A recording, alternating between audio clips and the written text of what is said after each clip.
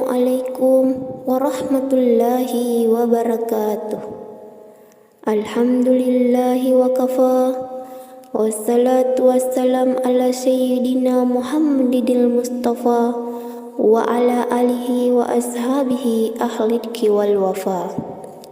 Segala puji bagi Allah Subhanahu wa ta'ala yang telah memberi kita kesempatan untuk bertemu kembali di channel Rezeki Berlimpah ini. Semoga kita semua selalu diberikan rezeki yang melimpah oleh Allah, baik itu berupa kesehatan maupun nikmat lainnya. Amin ya mujibas sa'ilin.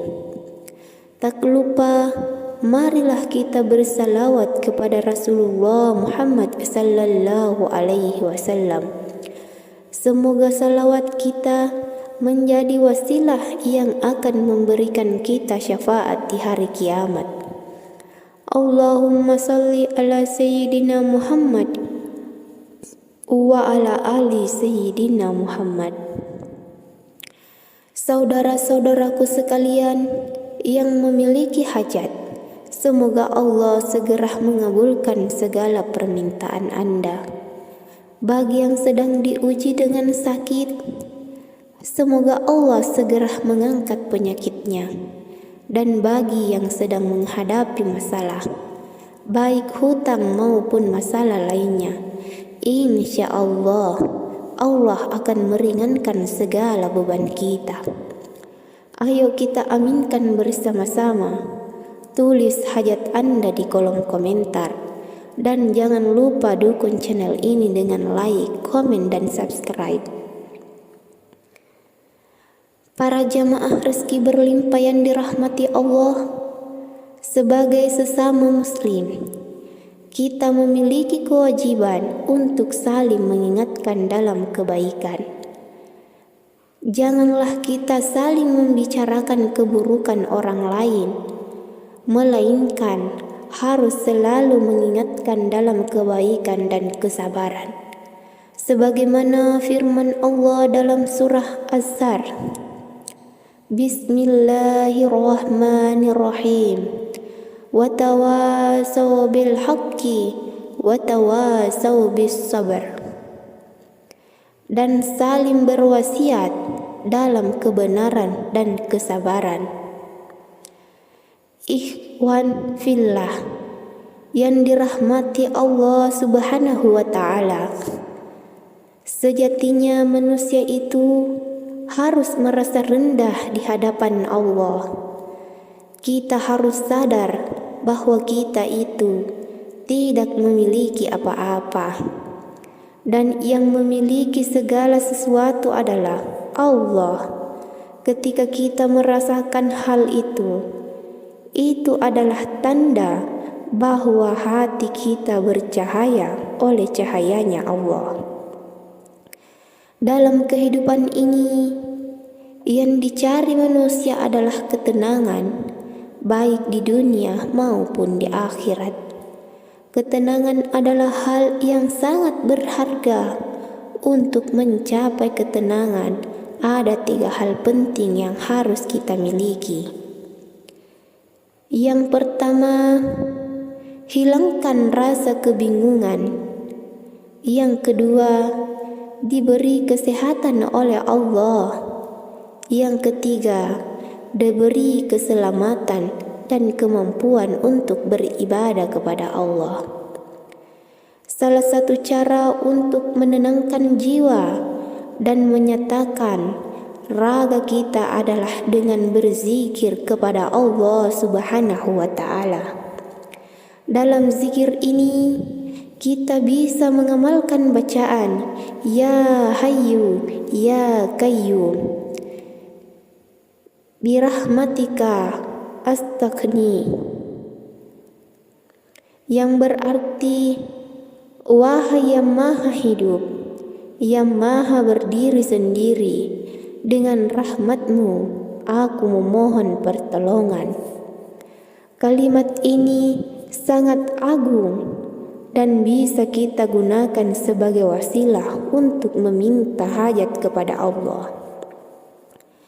Ikhwan fillah yang dirahmati Allah, hakikatnya kita ini tidak pernah mati kecuali mati dalam bentuk fisik atau mati dalam perekonomian dan spiritual. Ketika seseorang ekonominya turun atau tidak mau mendengar nasihat, itu berarti jiwanya mati. Oleh karena itu, dengan mengamalkan zikir Ya Hayyu Ya Qayyum, kita memohon kepada Allah yang Maha Hidup untuk menghidupkan jiwa, raga, dan perekonomian kita. Namun, zikir ini akan mujarab jika kita terlebih dahulu menghidupkan hati kita. Bagaimana caranya? Dengan berzikir, sebagaimana sabda Rasulullah, perumpamaan orang yang berzikir dan yang tidak berzikir adalah seperti orang yang hidup dan mati. Orang yang berzikir adalah orang yang hidup jiwanya, sementara orang yang tidak berzikir adalah orang yang mati jiwanya.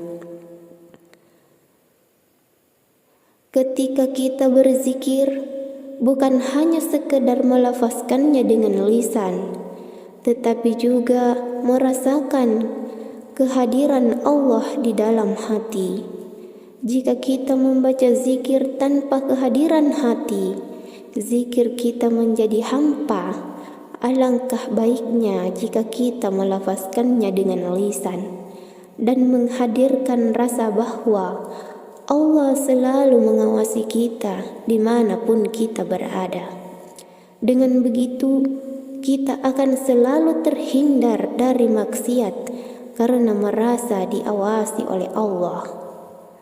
Orang yang mampu merasakan pengawasan, Allah akan melafazkan Ya Hayyu Ya Qayyum birahmatika astaghits dengan sepenuh hati.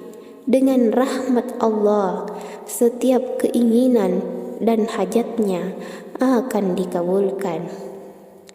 Ada 3 waktu utama untuk membaca zikir ini, yaitu yang pertama, setelah sholat fardu.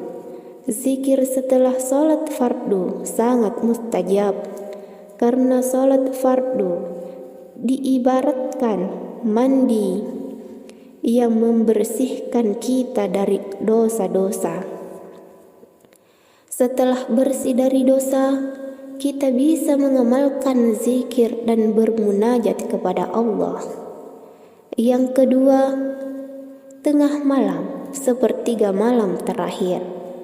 Waktu ini sangat istimewa karena banyak orang sedang tidur, sehingga sedikit sekali yang meminta kepada Allah. Manfaatkan waktu ini dengan sholat 2 rakaat dan bermunajat kepada Allah dengan khusyuk. Yang ketiga, antara azan dan iqamah. Waktu ini juga mustajab untuk berdoa dan berzikir. Setelah mendengarkan azan, amalkan zikir, lalu berdoa kepada Allah. Ikhwan fillah yang dirahmati Allah, semoga zikir Ya Hayyu Ya Qayyum ini bermanfaat dan bisa diamalkan dalam kehidupan sehari-hari. Semoga Allah memberikan kita kesehatan, ketenangan, dan keselamatan dunia akhirat. Amin ya rabbal alamin. Wassalamualaikum warahmatullahi wabarakatuh.